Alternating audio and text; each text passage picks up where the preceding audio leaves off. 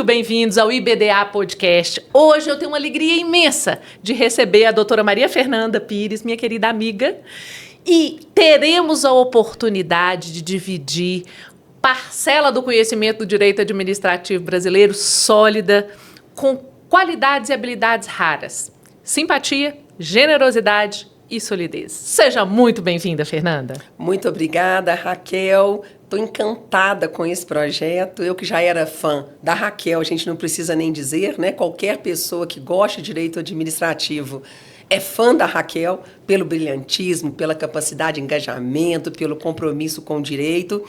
E eu já era fã também do projeto dela, que é o Pé na Estrada.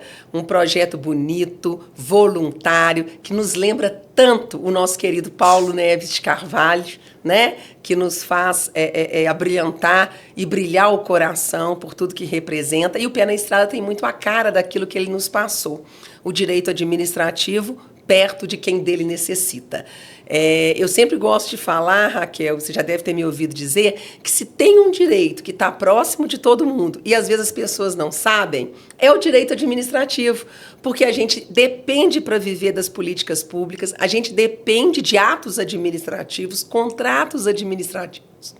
E é muito interessante você imaginar que um projeto desse pode chegar aonde as pessoas não têm tanto acesso. E mais do que isso, agora, ele unificado ao Instituto Brasileiro de Direito Administrativo, nos seus 50 anos, sob a presidência da professora Cristiana Fortini, minha querida Cris, né, do coração, amiga, irmã, que a vida acadêmica me deu e que a gente anda juntas aí pela vida há exatos 29 anos que Cristiana e eu estamos juntas.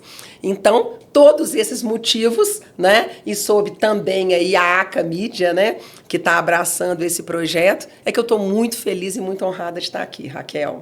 É engraçado que nós do direito administrativo temos uma sensação que é rara na ciência jurídica. É um ambiente com todas as características do ambiente jurídico, mas que nos dá uma sensação de familiaridade, com tudo que vem junto da família, inclusive a confusão, os encontros deliciosos.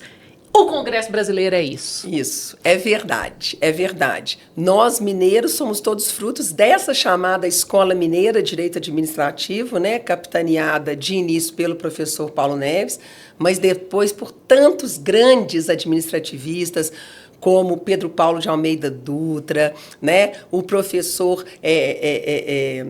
Carlos Mota, né, de saudosa memória, e, enfim, tantos outros aí que eu sei que são importantes para todos nós. E tem isso, no Congresso Brasileiro nós nos encontramos, não só os mineiros administrativistas e apaixonados pelo direito público, mas todos aqueles juristas brasileiros que laboram na mesma seara e que a gente já espera ansiosos esse encontro anual que é feito e que nesse ano, com muita alegria para nós mineiros, cabotinos, gente, até não dar conta aqui na nossa capital das Alterosas, né? Em Belo Horizonte, nos dias 8 a 10 de outubro, e que eu queria aproveitar a oportunidade já para convocar o Brasil inteiro para estar aqui conosco, porque será com certeza um evento único, seja pela capacidade das pessoas que comporão, né, as maiores autoridades na área do direito público brasileiro, mas também por todo o invólucro mineiro, porque a gente tem uma coisa que a gente sabe fazer sem qualquer modéstia, é receber bem.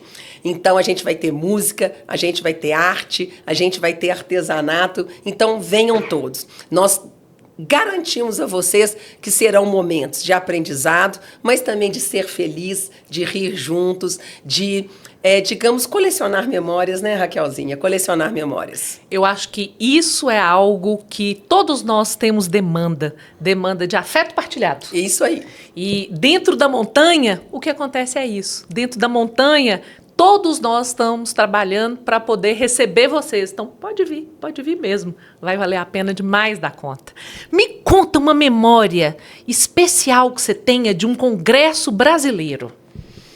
Nossa, olha, eu tenho o primeiro que dele participei. E participei substituindo, vejam bem que ousadia, o professor Paulo Neves, Nossa.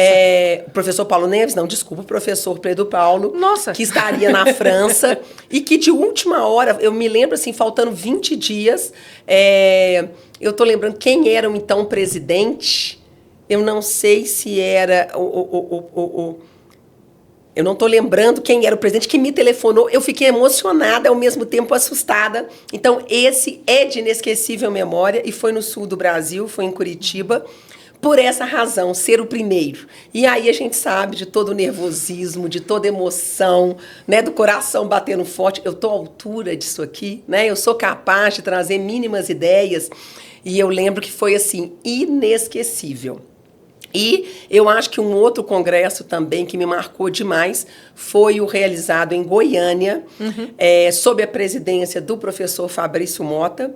Então, já tem aí seus 8 anos, em que ele me convidou para compor a mesa principal de juristas mulheres. A primeira vez que ele teve essa preocupação de colocar juristas mulheres. E eu, então, falei ao lado da nossa diva, né, da professora Maria Silvia Zanella de Pietro, da professora Veida, enfim, de tantos outros nomes, uma mesa exclusivamente feminina. Foi muito bacana.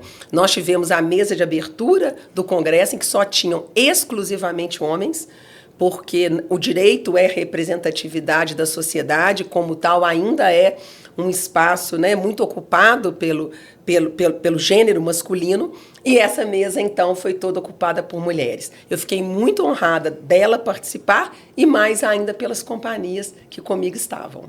É curioso como que a gente percebe que as nossas experiências são reflexo direto daquilo que, como sociedade, a gente vive. A gente já conversou algumas vezes sobre isso. Direito administrativo é vida.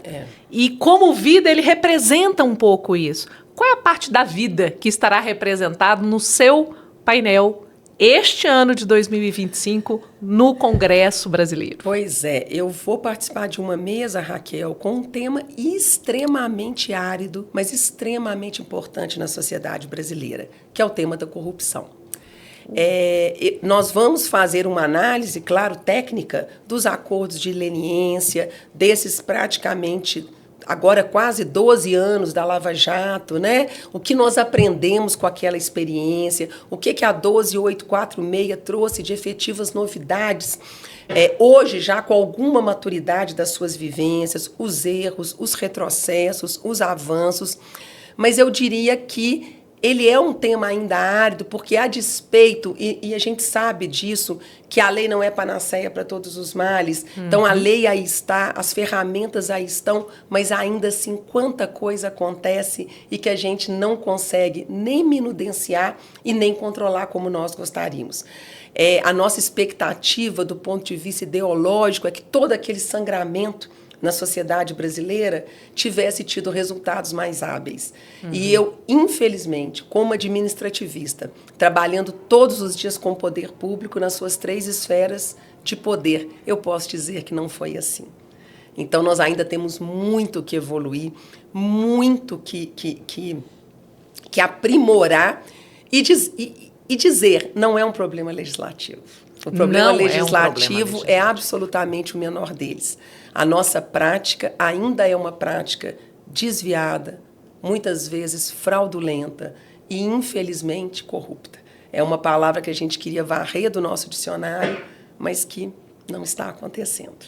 Eu percebo que uma parte do seu esforço, como profissional e como jurista, tem sido na construção de alternativas. E eu já ouvi algumas palestras sensacionais que você trabalhou a consensualidade, inclusive em searas punitivas de repercussão em toda a administração pública, como o processo disciplinar. Fala um pouco para a gente sobre essa visão da consensualidade no exercício da competência disciplinar e chegando em algo que eu acho que é uma das suas especialidades, que é o assédio. Pois é. Perdão. Isso é extremamente importante, porque nós estamos num ambiente em que nunca se falou tanto em consenso, em consensualidade, em concerto, mas, paralelamente a isso, nós temos um servidor público acuado, com medo e premido por todas essas circunstâncias que o Brasil vivencia. eu não vou nem dizer desde a Operação Lava Jato, eu acho que ela é um marco na nossa geração, porque nós tivemos outras operações antes dela, ela não foi a primeira e nem será a última, infelizmente, mas a partir dela, de fato, algumas coisas mudaram no sentido da administração pública. Então, o que a gente tem? Um contrassenso paradigmático. Porque nós estamos doutrinariamente discutindo à luz da própria doutrina internacional todos esses temas, mas nós temos, por outro lado, um servidor público que não tem nem estrutura, nem formação e nem educação continuada e mais, não tem um apoio da sua hierarquia superior para agir nesse sentido. Então, a gente vê muito timidamente, e temos exemplos muito interessantes, o próprio professor Luciano Ferraz, que aqui esteve, quando o controlador-geral do município de Belo Horizonte, muito antes da lei, foi o primeiro a propor um termo de ajustamento de gestão, né, com o nome próprio no município de Belo Horizonte, ou seja, entendendo que a punição, a sanção não pode ser um fim em si mesmo e que, efetivamente, a consensualidade pode trazer uma construção de solução muito mais hábil naquele ambiente do que muitas vezes a sanção. E isso é importante para o jurisdicionado, seja ele um empreendedor, seja ele uma pessoa física, para aquela administração competente e para o servidor que se propõe a assim agir. Claro que nós precisamos de uma base legislativa, né? Nós precisamos do princípio legal para essa atuação, mas a primazia da utilização são aqueles princípios que estão na LINDB, é o bom senso, é a proporcionalidade, né? É a moralidade. Para quê? Para você sentar e construir uma solução de gestão que possa ser muito mais benfazeja do que aquela rigidez e a pouca flexibilidade das sanções previstas na norma. Então, esse é um tema que eu acredito muito. Eu acho que nós estamos caminhando para que os instrumentos da mediação, dessas soluções alternativas, muito mais do que uma infração, muito mais do que uma ferramenta. Eles são, em verdade, Raquel, novas metodologias e formas de enxergar o conflito. Né? O conflito por si só, ele não mais pode ser tratado nessa visão ganha-perde, perde-ganha, que nós fomos formatados na faculdade para com ele lidar, mas nós precisamos muito aprimorar. E eu acho que, nesse sentido, o fortalecimento do servidor público, ele é fundamental, porque ele precisa se sentir não apenas preparado, mas como protegido e acolhido para fazer uso dessa gestão, dessa forma de gestão diferenciada. E é fundamental que se entenda que a consensualidade, o consenso e o concerto é para todos. Ele não é um privilégio, ele é uma prerrogativa. E sendo para todos, todos têm direito ao seu uso, que não vai ensejar um desvio, uma ilegalidade, mas não uma solução muitas vezes mais célere, mais adequada e que venha trazer melhores ganhos a médio prazo para aquela própria administração. E aí com soluções de compensação, com soluções de permuta, com soluções até de conversão de multas em outras hipóteses e outras prestações de serviço que a lei tem de deixar aberta para cumprir. Então eu acredito muito. Você me perguntou, por fim, que eu chegasse até a questão do assédio, que é um tema também que particularmente me preocupa, porque a gente tem visto um aumento enorme das denúncias por assédio, né? E aí eu estou falando muito mais até do assédio moral do que do assédio sexual, porque o assédio sexual, quando ele é dimensionado, quando ele é descoberto, quando ele é efetivamente denunciado, ele gera uma apreensão pública pelo que ele contém. O assédio moral, não. Até hoje, o assédio moral está escondido, imiscuído na própria atuação diuturna das chefias. E aí, nós teríamos, assim, com certeza, o nosso tempo aqui seria muito pequeno para a gente entender as raízes sociológicas disso, mas o que eu posso dizer é que quem assedia, muitas vezes, também já foi assediado. O assédio não vem só das chefias para com os seus subordinados. Muitas vezes ele é um assédio vertical, tem o horizontal, tem o vertical e invertido. E ele está sempre misturado, de certa forma, com essa pouca formação desses servidores, com a falta, muitas vezes, de preparo daquele que é alçado a uma condição de chefia, mas ele impõe e subordina para poder mostrar o poder, porque ele não está preparado para aquela função, né? O líder não se dá pela palavra, pela força e pela imposição, se dá pelo exemplo e pela conduta. Então, nós precisamos estudar melhor outras searas, não é a questão exclusivamente jurídica, para que a gente diminua o assédio. Então, o assédio tem uma questão que é sociológica, tem uma questão que é jurídica, tem uma questão que é da área das ciências humanas, indubitavelmente, como a psicologia. E o mais importante que eu sempre falo nas aulas que eu dou e nos cursos, e quando tem algum caso concreto, nunca deixem de acolher aquele que se diz assediado. O acolher não significa efetivamente concordar com tudo que ele está dizendo, mas significa ouvi-lo, escutá-lo. Porque muitas vezes, Raquel, e eu vejo isso demais, o próprio grupo que trabalha com aquela pessoa e hoje já se conseguiu levantar o chamado, que é muito louco isso, né? O perfil do assediado. Todos são negligentes com aquela situação, porque quando o assédio recai sobre aquele que é o mais frágil, que faz parte de uma minoria, as mulheres são muito mais assediadas que os homens, os negros são muito mais assediados que os brancos, a minoria LGBTQIA+, muito mais assediada do que os héteros, ou seja, esse perfil já foi levantado, e é importante que se diga que o problema do assédio não é uma prerrogativa brasileira, não é um jabuti, nós temos sempre a menos-valia de achar que o de pior nos cabe, não. É um problema que no mundo inteiro se estuda, e, inclusive, uma das raízes dele está no excesso de pressão e de cobrança instituído, de certa forma, pelos países desenvolvidos, né? Nós temos um exemplo dos Estados Unidos da América, em que, se nós verificarmos os filmes de Hollywood, a gente vê isso. Duas pessoas que se degladiam para conquistar um cargo maior e um tem de fazer maldade com o outro ou uma série de falcatruas para conseguir aquela função. Isso é mostrado para os jovens como se fosse uma vantagem. Então, o que a gente tem trabalhado muito, em teoria, nós precisamos transformar um mercado de competição em um mercado de cooperação. A cooperação significa, se a Raquel divide o conhecimento dela comigo e se eu divido o meu com ela, nós podemos chegar a um denominador comum para a nossa equipe muito melhor do que ela competir comigo e entender, eu preciso destruir ou de apagar a Maria Fernanda para que eu, Raquel, seja vista pela minha chefia. Nós precisamos exterminar com isso. Essa competição ela é deletéria.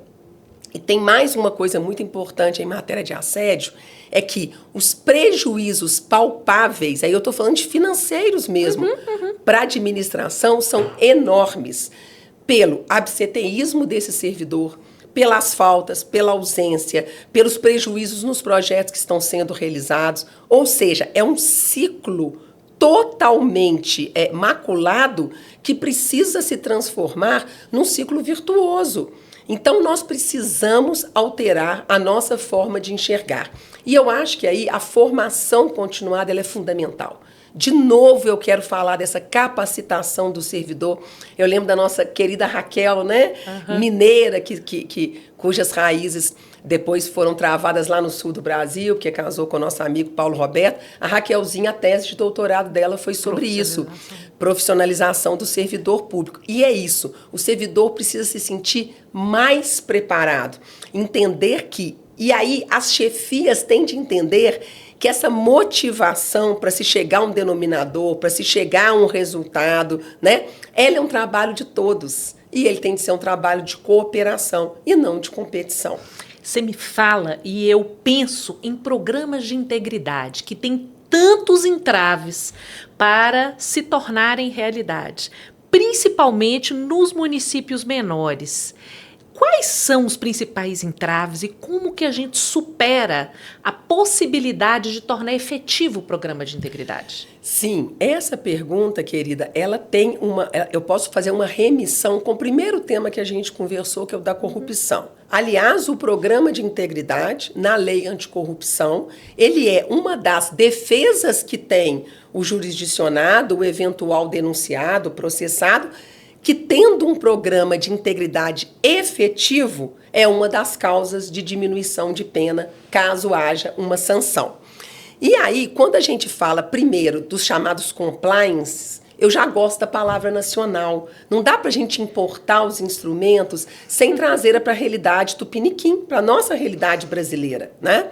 Então, são programas de integridade. É o quê? É construir manuais que representem a nossa realidade e que tenham normas de conduta, óbvio, lastreadas, embasadas na lei, mas também com a prática nossa do dia a dia.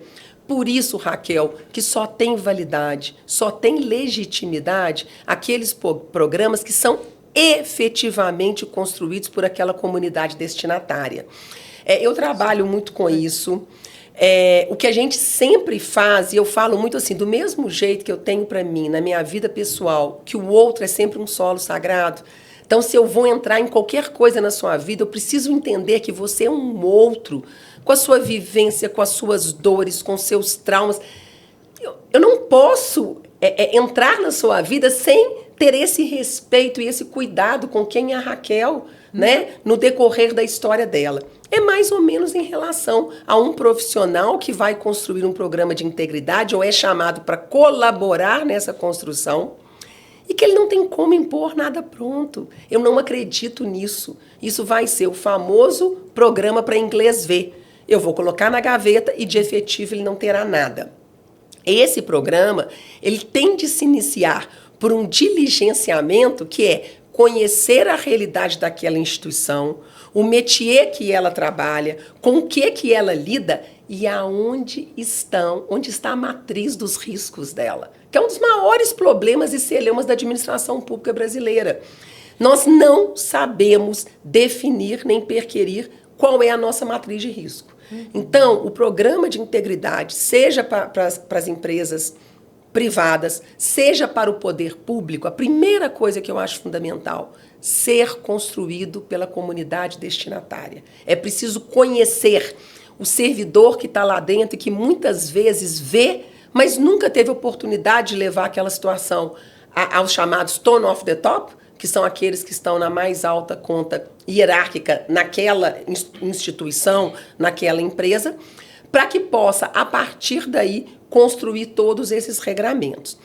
Por que ele é importante? Porque ele é uma carta de direitos e deveres. E uma carta de direitos e deveres que não é só aquilo que está lá na Constituição, aquilo que está na lei federal, é aquilo que a minha empresa construiu, é aquilo que o meu município construiu. Isso é fundamental. Entraves. Nós temos um Brasil de dimensões continentais, com realidades díspares, e Minas Gerais, aí trazendo mais para o nosso espaço, é um dos estados que mais municípios tem, né? Então, você imaginar que você tem uma lei como a 12846, que impõe uma série de deveres para os municípios e que muitas vezes esses prefeitos são pessoas pouquíssimo qualificadas do ponto de vista formal, da educação formal. E que, portanto, às vezes não tem nenhum servidor na administração para entender a autonomia que se deve ter entre quem audita e quem de fato controla, quem fiscaliza, que você precisa ter um agente de contratação que seja separado de quem faz os editais. Enfim, são coisas que no dia a dia de municípios como os de Minas. E aí a gente pode discutir por que esses municípios chegaram a ter autonomia lá atrás, enfim, são as nossas mazelas que não daria nem tempo. Mas fato é que essa construção em locais com muito pouca estrutura formal, ela se torna muito difícil. E aí, Raquel, me preocupa, como nós já vimos em outras hipóteses. A lei de mobilidade, a questão da obrigatoriedade dos aterros sanitários. Então, chega uma hora que eles falam, eu dou mais 6 meses sob pena de não ter repasse do fundo de participação. O que os municípios fazem? Ô fulano, você tem o seu aí, quem que fez para você? Eu vou comprar pronto? E, às vezes, a realidade é completamente distinta. Um é um município minerador, o outro é um município repleto de nascentes de água, com vocação turística, o outro é um município industrial. Cada um tem a sua realidade. E, na sua realidade, ele vai ter as suas vicissitudes, as suas mazelas. E esse programa de integridade tem de alcançar isso para quê? Para ter um controle mais efetivo, para ter um servidor mais preparado para lidar com aquela realidade, para quem for lá empreender, entender o que pode, o que não pode e quais são os limites, ou seja, para que ele seja efetivo. Então, a gente ainda tem muito a construir, muito a aprimorar, mas é um instrumento muito importante nesse combate à corrupção, que foi a primeira pergunta que você me fez. Eu percebo que você faz referência a algo que é muito importante, que é da construção coletiva. E nós vivemos, inclusive no mundo do direito administrativo, uma construção coletiva muito importante, que foram os enunciados. Nós conseguimos trabalhar muito antes da pandemia, sim, em Tiradentes, Alíndebe, posteriormente em Pirinópolis. Improbidade, e, enfim, trabalhamos licitação e contratos em Vitória. Fala um pouco de como que os enunciados de direito administrativo, e não só os do IBDA, os da Justiça Federal, mas como que a ideia de enunciados por instituições e enunciados da perspectiva da Alíndebe, enunciados como o espaço da própria administração fixar parâmetros que, seguidos, vão dar segurança jurídica para todo mundo. Qual é o impacto que você consegue verificar que isso pode produzir para advogado público, para quem está no assessoramento, para quem está em consultoria, na área de licitação e contratos? Raquel, essa pergunta sua é importantíssima, porque eu acho que nós, enquanto operadores do direito, mas também pensadores, né, a gente tem a alegria e a honra de compor um grupo de juristas brasileiros que senta, discute de forma séria, respeitosa, né, com posicionamentos diferentes. Imagina, você é da administração pública, eu sou da advocacia privada. Como isso é rico, né? Muitas vezes eu não concordo com o que você pensa e vice-versa, e nós sempre conseguimos aprimorar e elevar esse discurso. Os enunciados são o quê? É como se eles fossem um resumo, uma ratificação desse pensamento colegiado, né, de gente qualificada, que realmente pensa e repensa a área. E, a partir daí, eu posso dizer assim, para os destinatários desse vídeo, que não sejam operadores do direito, que ele é o quê? Uma diretriz, um pensamento, um direcionamento para a comunidade jurídica nacional. E por que ele é importante? E aí é que eu insto todo mundo que está aqui e que tem oportunidade de operacionalizar o direito que façam uso desses enunciados, porque eles foram fruto de muita reflexão, de uma discussão democrática, efetiva, real, porque eles podem nos ajudar a construir uma jurisprudência num futuro próximo muito mais adequada e assentada na realidade do que a gente vê internamente, que você vê enquanto operadora do direito na Procuradoria do Estado, que eu vejo, né, trabalhando nas 3 esferas, em muitos municípios, como advogada privada, e a gente só vai conseguir transformar e só vai conseguir ter ressonância, né, num Superior Tribunal de Justiça, num Supremo Tribunal Federal, junto aos tribunais de estados e federais, se a gente fizer uso. Não há como se descobrir esses enunciados se eles não forem diuturnamente utilizados. E por que eles são importantes? Porque eles trazem uma interpretação que passou pelo crivo. Isso é muito importante colocar. O grupo, esse último grupo, eu tive nas 3 jornadas. Esse último grupo, que foi o de licitações e contratos, nós tínhamos promotores de justiça, magistrados, advogados públicos, advogados privados, professores de universidade com dedicação exclusiva, ou seja, que só são pensadores do direito. Então, aquilo ali era meio que uma representatividade social. Cada um puxava para o seu lado, mas, ao fim e ao cabo, tinha uma razoabilidade, uma sensatez, que é o que a Lindbe nos pede, para entender que aquela redação final era uma redação mais concetânea, no caso da última, com a 14.133, ou com aquilo que a gente quer interpretar para esse mercado enorme que é das contratações públicas brasileiras, com os instrumentos novos que a 14.133 nos trouxe. É a melhor lei? Não, mas é que foi possível construir em razão de todo o tempo que isso passou no Congresso, de todas as idas e vindas, né, de Câmara, de Senado e etc. E nós temos de aprimorar essa utilização. Então, eu acho que os enunciados são uma iniciativa importantíssima que começou pelo então presidente, professor Fabrício Mota, e depois foi dado continuidade pela Cristiana Fortini, né, que só merece os nossos aplausos. Todo mundo sabe da seriedade do trabalho do IBDA nesses 50 anos, que efetivamente não tem outro interesse que não o aprimoramento, a difusão do conhecimento, a discussão das causas mais relevantes. E acho que nós nunca tivemos um momento da história que a gente precisasse tanto conversar sobre tudo o que está acontecendo. Então, façamos uso dos enunciados. Todo mundo tem um caso, 2, 3 no dia a dia ali que precise dessa interpretação. Com certeza, eles vão cada vez mais ter ressonância e poderão transformar algumas áreas que estão precisando de luzes e de uma maior compreensão para uma melhor aplicabilidade do direito. Você mencionou um momento delicado que a gente vive como sociedade, da dificuldade de preservar valores fundamentais como democracia, de conversar como alcançar isso. Vivemos indiscutivelmente um momento tenso da história do país. O IBDA, eu acho que ele nunca se afastou de uma premissa fundamental. É um espaço onde se pode conversar sobre tudo. Exatamente. Isso eu acho que é uma lição que a gente precisa sublinhar, porque não importa o quão estejamos divergindo sobre um aspecto técnico que a cada um de nós parece absolutamente essencial. Conseguimos conversar sobre aquilo e no momento seguinte estamos sentados, tomando um café, felizes, brindando com chopp, tá tudo certo. Essa é uma lição que eu acho que a gente pode passar. É possível divergir, é possível chegar a um consenso, é possível não chegar a um consenso. E seguirmos convivendo da forma como escolhemos todos os dias. Isso é muito importante. Essa é uma experiência que eu acho que você levou para a função de juíza substituta do Tribunal Regional Eleitoral.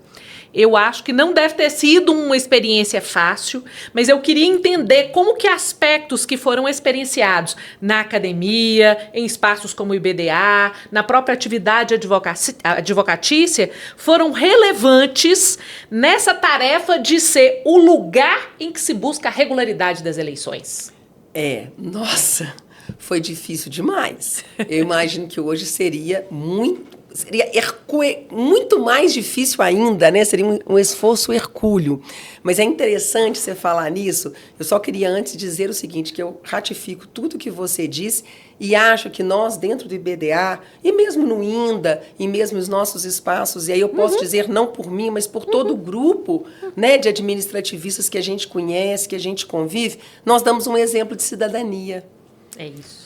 Eu acho que é isso, um exemplo de cidadania para esse país, sabe, Raquel? Porque, para te falar a verdade, eu não sei nem qual a sua posição política, você nunca perguntou a minha, isso nunca nos impediu de conversar sobre o que quer que seja e, em geral, dentro do ambiente que a gente convive, nós às vezes até sabemos de uns que são mais militantes ou até que se candidatam, mas isso nunca nos impediu de fazer as críticas que entendemos pertinentes, né? de termos uma posição não polarizada e de conseguirmos conversar sobre os diversos assuntos, porque, querendo ou não, nós somos técnicas, vivenciamos uma área que está o tempo inteiro esbarrando na política, mas a gente consegue trazer esse assunto para o que de melhor ele precisa ter, que é esse aprimoramento das instituições públicas brasileiras. E nós sabemos, aí eu lembro muito, eu vou dizer do meu professor Anastasia, né, mas que já foi político e hoje está ministro do Tribunal, do TCU, Tribunal de Contas da União, que ele dizia, uma vez ele me falou, e eu já vi ele falando isso publicamente também, Maria Fernanda, quando eu fui para o governo de Minas, é que eu vi aonde que o direito administrativo acontece. Ou seja, é no executivo que a pessoa mais sofre, que é onde as políticas públicas precisam acontecer. No mundo jurídico, a gente lida com sim, com não, claro, com algum temperamento. No legislativo, você imagina e luta pela aprovação, né, pela promulgação de normas que você acha importante, mas aonde a coisa pega é no executivo. Então é preciso que a gente veja, é preciso fortalecer o executivo nacional. Eu acho que os prefeitos, os governadores estão muito acuados com tudo que está acontecendo, né, à mercê de um super empoderamento do nosso judiciário, e eu acho que a gente precisa cada vez mais pensar de forma sensata, tranquila, serena, o que está acontecendo no país e propor mudanças efetivas para esse aprimoramento. No que se refere ao TRE, eu agradeço muito a oportunidade que eu tive, a princípio, minha maior dor, sabe qual era? Eu vinha de um mundo em que a gente só discute matéria de direito. Raramente você lida com a matéria de fato. E você lida com preliminares em matéria de direito. Ali, quando eu cheguei, era só matéria fática. Então, eu não tinha nem uma maldade experimental para poder lidar com aquele dia a dia. E, gente, e dentro de uma eleição municipal, como eu peguei, num estado como o de Minas Gerais, e eu percebi que quanto menor o município, maior a rivalidade. Raquel, tinham eleições que eram vencidas ou perdidas por 2 votos, por 3 votos. E aquilo virava, assim... Eu ficava impressionada como que isso movimenta as pessoas, como nós estamos falando de paixão, igual no futebol, é uma coisa louca. Eu lembro de ministros que me ligavam e falavam, gente, esse ministro quer ligar para quê? Preocupado com a eleição do seu prefeito lá no interior, não sei aonde, porque efetivamente gera toda essa seara de paixão. Então eu tive de ter um cuidado muito grande, primeiro, para entender, porque a gente tem uma atuação, uma verificação que é muito principiológica, né? Embasada nesses princípios da Constituição, da lei, das leis, da LINDB mais recentemente. E ali dentro do TRE no dia a dia, quem determina são as resoluções, é o dia a dia das eleições. É tudo extremamente rápido, célere, e aquilo pode estar mudando uma vida, pode estar mudando o resultado. E uma coisa muito interessante, com o tempo eu acho que essa que é a lição final para mim, assim, com o tempo eu fui percebendo que, mais do que qualquer outra prova de cunho muito prático, a minha maior preocupação era qual? Respeitar o sufrágio universal, a vontade do povo. Porque se esse é um embasamento de que nós tenhamos maturidade, sensatez, capacidade de escolher os nossos representantes, eu ali só podia lidar com os aspectos que refugiam a legalidade. Mas sempre o meu pensamento nos 4 anos que lá estive foi, com o tempo mais maduramente, vou sempre procurar enxergar nesse processo concreto aonde que está o respeito ao sufrágio universal, para não tirar o voto e o direito de escolher o seu governante, da Maria, do José, do João, que efetivamente escolheram alguém e queriam ver isso lá. Agora, é óbvio, se essa escolha tiver imiscuída de fraude, de corrupção, de ilegalidade, você não pode deixar. Mas nos aspectos ali mais duvidosos, mais truncados, eu sempre buscava encontrar esse fio condutor de respeitar o voto popular, o sufrágio universal. É engraçado que me parece que esse desafio, de certo modo, é o que a gente enfrenta no direito administrativo, em que a gente tem que, com o olhar, identificar a realidade, e aí já sabemos que o nosso olhar a reconstrói. E trabalhar com o limite da legalidade. Ou seja, o que é a legalidade, até onde vai a discricionariedade, a legalidade que virou juridicidade com a aplicação dos princípios, o que é a proporcionalidade no caso concreto. Esse é um dos grandes desafios. E que em determinados momentos a gente percebe que quem dá a última palavra, e aí nos termos do artigo 5º, inciso 35 da Constituição, que é o judiciário, a gente brinca, né? É quem erra por último. Ou seja, quem enfrenta esse desafio por último, às vezes caminha do ponto de vista conservador de uma legalidade, literalidade do que está na regra que veio do parlamento, e em outras circunstâncias a gente percebe que a gente caminha no vou construir algo que resulta do que eu imagino que venha de uma norma de baixa densidade, como um princípio. E aí a gente vive um momento de crítica ao ativismo do judiciário. E existe um setor que a gente percebe, que é o das contratações públicas, que é um setor que repercute em todas as políticas públicas, em todas as searas. A atuação do judiciário, a construção da jurisprudência, inclusive dos tribunais de contas, nesse setor tem sido muito importante. Você tem um olhar de advogada especializada na área de licitação e contratos, tendo passado por essa experiência da magistratura. O que você verifica que foi mudança significativa na atuação de quem exerce o controle, seja uma Corte de Contas, seja o STF, o STJ, TRF, TJ, nessa matéria de contratação? Raquel, eu poderia falar de muitas coisas, mas eu vou me limitar a um ponto que eu acho muito importante. Nós ainda fomos formadas, né? Nós fomos colegas dos bancos da UFMG no mestrado, dentro da máxima de Seabra Fagundes. Né? Administrar é aplicar a lei de ofício. Então, nada para além, nada para quem, né? Era a supremacia do princípio da legalidade quando veio a Constituição de 88. A gente se apegava a esse princípio. Nenhum outro princípio por si só era capaz de ensejar o ganho de uma causa. Você tinha sempre de trazer algum aspecto de legalidade para conseguir convencer o judiciário, até dentro do nosso princípio da autonomia dos poderes, né? Das nossas esferas lá harmônicas, né? E independentes entre si. Eu acho que o que nós estamos fazendo ao longo das últimas décadas, e a gente já tem aí 35 anos de Constituição Federal, né?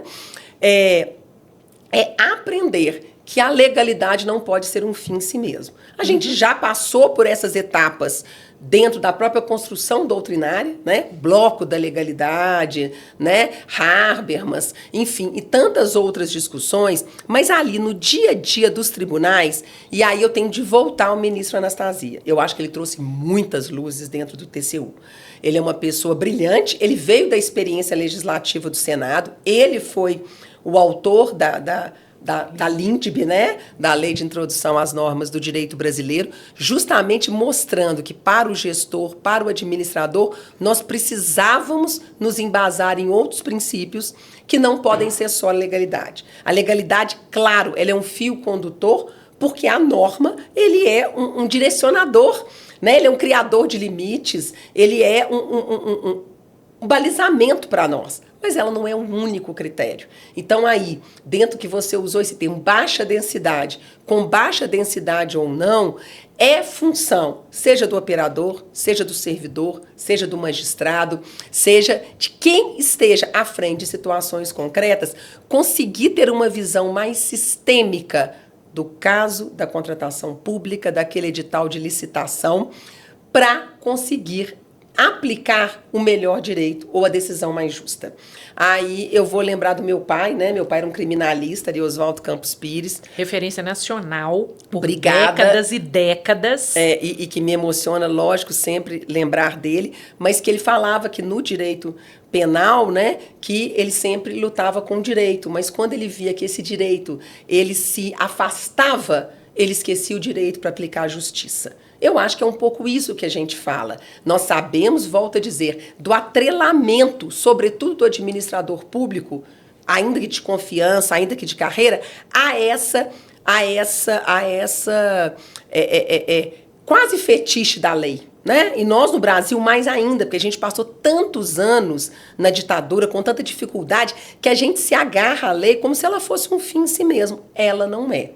Então, o que a gente precisa, aí dentro dessa ideia de justiça, né, que eu trouxe esse exemplo do direito penal, é dizer, muitas vezes aplicar a justiça é você construir em torno daquela legalidade restrita outros princípios que a informam, a impactam e podem alterná-la.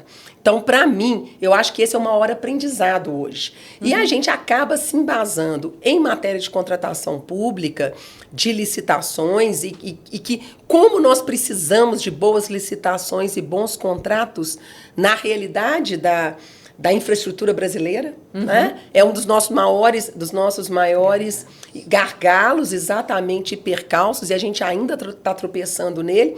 A gente precisa de uma jurisprudência, eu não diria novidadeira, mas de uma jurisprudência mais afinada com o tempo que a gente precisa para acontecer as coisas. E aí entra a importância da consensualidade.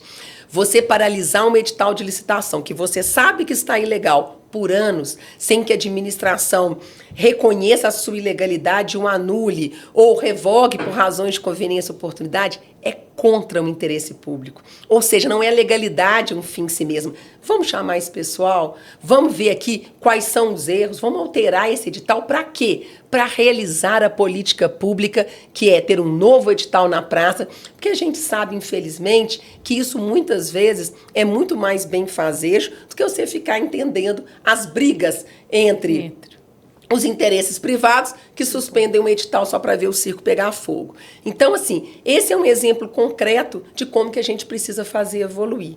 E eu acho que de um tempo para cá, o TCU consegue apreender isso e tem lançado para o Brasil inteiro uma jurisprudência mais concetânea, mais interessante, né?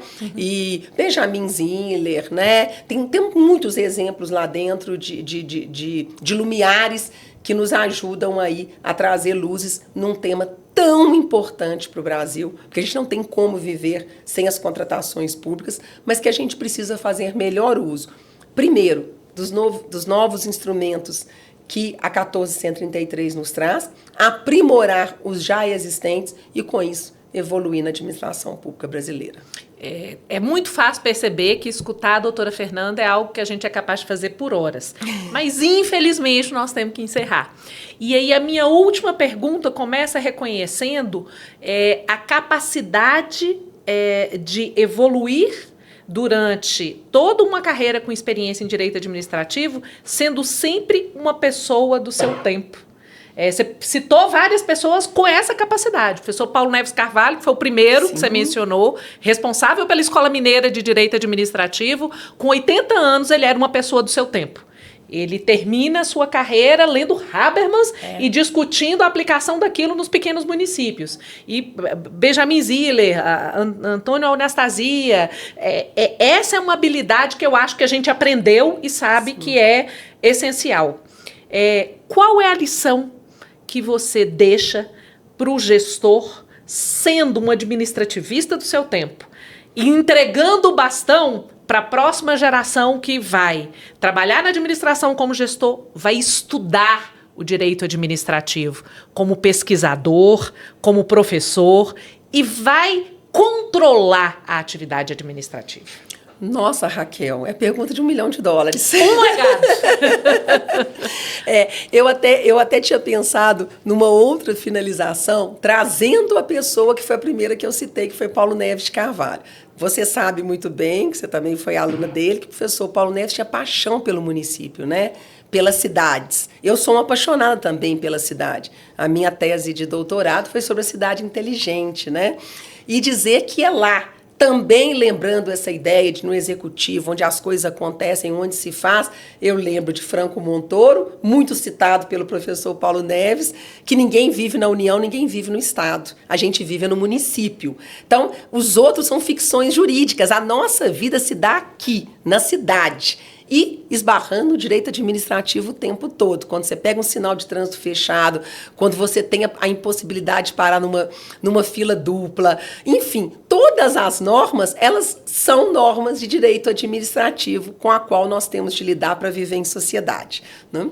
Então, eu acho que talvez o grande legado, o grande aprendizado, do qual eu sou aprendiz todos os dias, Porque a gente nunca está pronta, né, Raquel? A experiência vai nos trazendo uma capacidade, talvez, de enxergar, sem perder a sensibilidade, sem perder a ternura, de continuar apaixonados por esse direito. O que eu acho importante? A gente ter sempre, para o direito administrativo, para mim, o grande legado é enxergar o interesse público.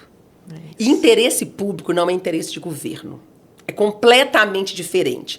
Então, se a gente precisa de um balizamento em algum momento da vida, vamos enxergar a comunidade para além do nosso interesse, né? Se os nossos governantes aprendessem isso em todos os níveis, eu acho que os nossos problemas estavam, boa parte, resolvidos. Não é o interesse de A, de B, de C, do meu grupo, do meu partido, da minha esquina, do meu quarteirão. Você pode até defender esses interesses, é seu direito, dentro de um discurso democrático, numa audiência pública, num pleito que se faz, num direito à petição que a Constituição nos dá, mas o grande interesse que aqueles que são destinatários do poder, que têm a competência de decidir, há de ser o interesse da maioria.